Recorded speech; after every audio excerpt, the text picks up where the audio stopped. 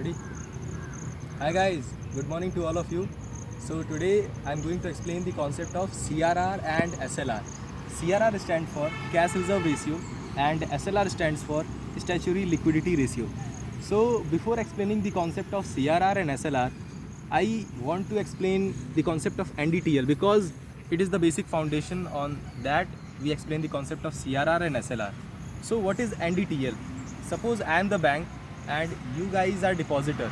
So suppose on a particular day some depositors came and some persons deposited money in their current account, that is the demand deposit, and some depositors have deposited their money in the time deposit.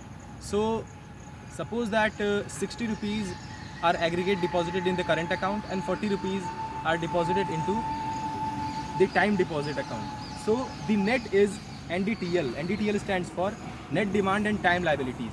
So net is 100 rupees. That is, on that particular day, the total deposits, that is the current account and time deposits included, are 100 rupees. Now the RBI regulates the lending capacity of banks. So if the bank, then what will bank do of that fund? If bank will lend all the 100 rupees to borrowers, then after some day when the depositors came in the case of emergency and demand their money, then banks has no money to repay and bank will get defaulted. So for this regulation, RBI has made regulations for CRR and SLR. So on a particular day of the total amount of NDTL, RBI has said that to all the scheduled commercial banks that they have to reserve a fixed percentage specified by the RBI as a cash reserve in their banks. They don't have to lend that to anyone. They don't have to invest that money anywhere. So that percentage of NDTL is called CRR. Generally CRR is around 3 to 4%, but now at present, if you seeing the cases of inflation, the Monetary Policy Committee of RBI has raised the CRR to around 5.5%.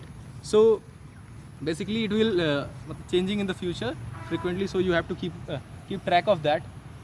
Now CRR, friends, CRR is that percentage of the NDTL which banks have to invest nowhere. That is, bank have to keep the CRR amount in idle cash at them, and they don't have to lend to anyone, and they don't get any returns on CRR.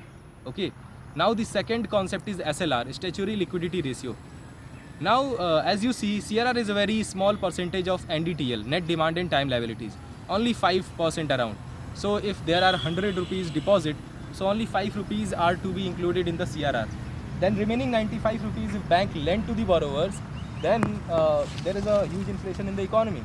So apart from CRR, RBI has invented another regulation of SLR, statutory liquidity ratio.